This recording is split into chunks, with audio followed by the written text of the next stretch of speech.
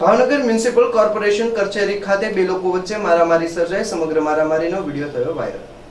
Bhavnagar municipal corporation office બહાર form ભરનાર અને અરજદાર વચ્ચે મારામારી સર્જાઈ હતી. પાર્કિંગમાં કોઈ કારણોસર મારામારી સર્જાઈ હતી.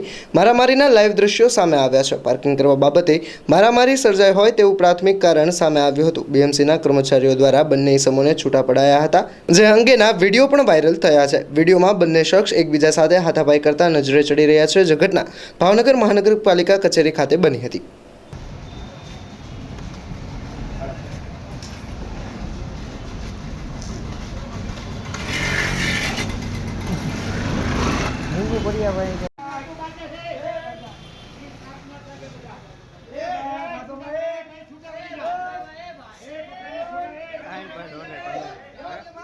તમે આઈ પડો